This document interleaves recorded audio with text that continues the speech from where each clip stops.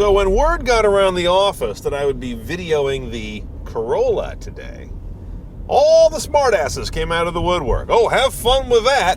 What's the tech? A cigarette lighter? Well, I got news for the haters. The Corolla has grown up, and it's actually a pretty good payload of tech if you do it right.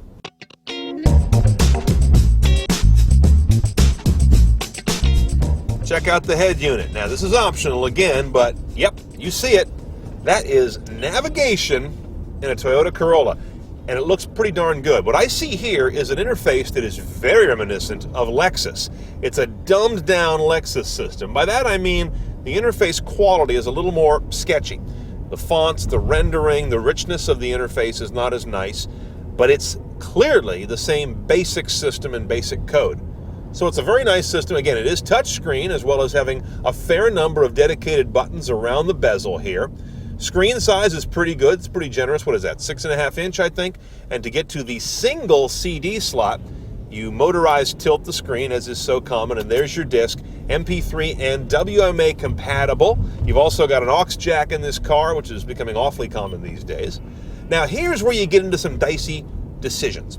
If you want this nav system, you've got to forego the upgraded JBL audio system, and with the JBL audio comes the Bluetooth hands-free. So you're kissing a lot goodbye to get the nav. That's where a Corolla is not as much fun as a Lexus ES. And by the way, that JBL audio option is going to tempt you because it goes from 6 speakers to 8. You've got a 6 CD, 440 watts, and as I mentioned, the Bluetooth hands-free is part of that package. Under the hood in this XLE trim Corolla, we have a 1.8-liter inline-4. Perfectly nice little Toyota motor.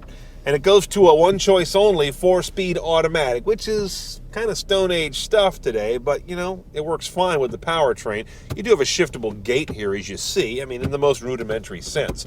Now, the main reason you buy a Corolla, of course, at least one of them is MPG, 27 city, 35 highway on this guy.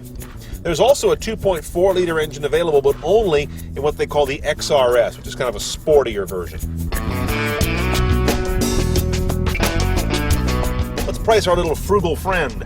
20 grand for one of these XLE Corolla base cars. That's with destination. You're going to add about 2 grand for the nav package, or about 2 grand for the JBL and Bluetooth package, one or the other.